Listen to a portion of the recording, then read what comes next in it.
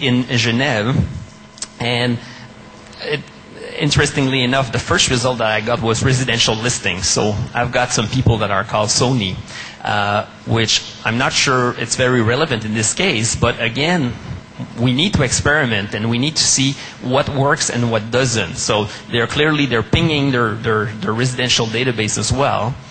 Then they show some companies and the categories in the companies where the companies are listed. They show some classified listings, and they also show a map. And then as a user, what you can do is you can select yourself what kind of information you were looking for. So you were looking for used Sony products, then you can go in classifieds, and it opens up one of their other tabs, basically.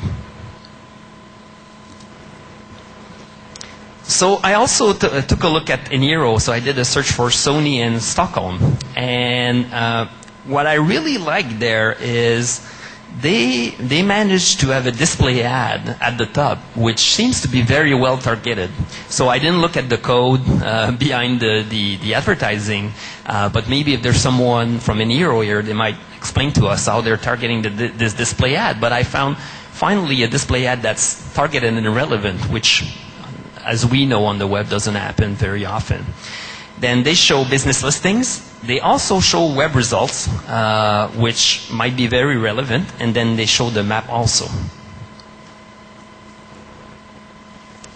So I looked at our friends in Germany also, because they have integrated, in addition to business listings and the map, they also have integrated product search, which obviously, in the case of a brand search, is very, very relevant. So I like that fact as well.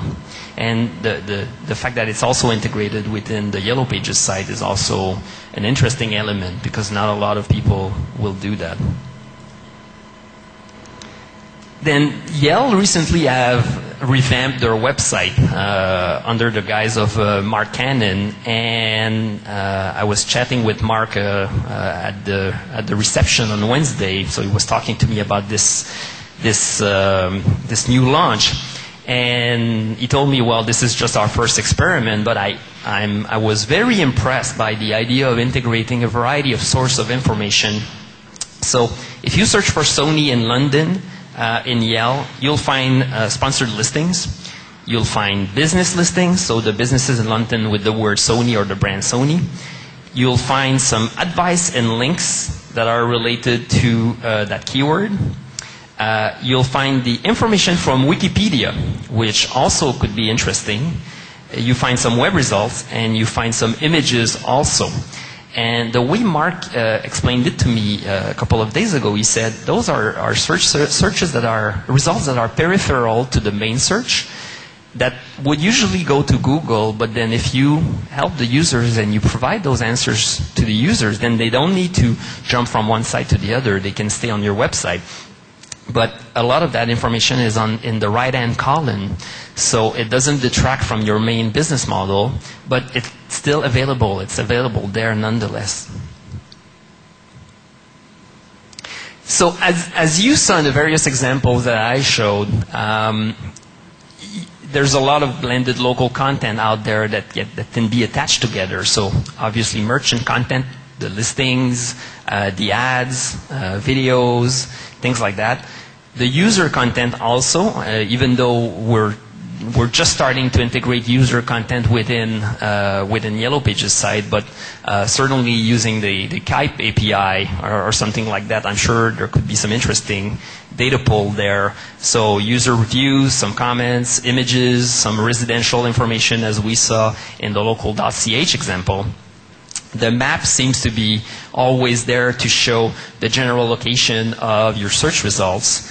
Classifieds is also very interesting, especially for companies that have bought classified operation in the last 5-7 years. Events could also be interesting when relevant, obviously. Some editorial content. So if you have partnerships with newspapers, there could be some interesting search on keywords, so restaurant reviews in the local newspaper also. And then I've seen the weather also in a couple of examples, which could be relevant or not, depending of the way you see blended search.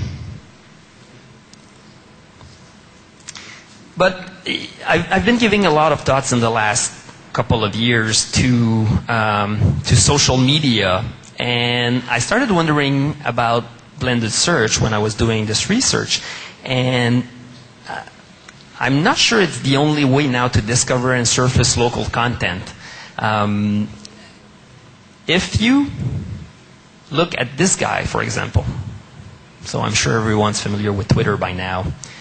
If you do a search for Sony in New York, and obviously I took a screenshot in time, and it's all about real-time search results. So these results change all the time. But in the page where I took the results, there was some news about Sony, Sony the electronics company, but also Sony the motion picture company. There were classifieds. So Sony, one of the companies at Sony were hiring in New York, which was very interesting also. But there were some products information also, people that were talking about the new Sony equipment that they had bought. So this looks very much like the kind of blended search we've seen, except this content is basically consumed in a feed. So if you go a bit further into the Yellow Pages territory, so let's do a search for restaurant in New York, and again, this screenshot was taken a few weeks ago, so it's a picture in time. But in that page where I had, I don't know, 10 or 20 results from Twitter search, there were events happening in restaurants in New York. There were images, so people that had taken pictures of themselves having dinner at a restaurant, something like that. There were user reviews, so people that came in and said, well, I just went to this restaurant and it was really good. There were news about the restaurant scene, and those could be newspaper reviews, things like that. But what I found interesting in the example that I had that day is there was an owner of a restaurant that was answering a question to one of the Twitter users and saying, oh, by the way, I'm the owner of this restaurant. If you have any question, you can reach out to me on Twitter. So suddenly you have this experience of blended content that's more real-time, but that's much more lively. So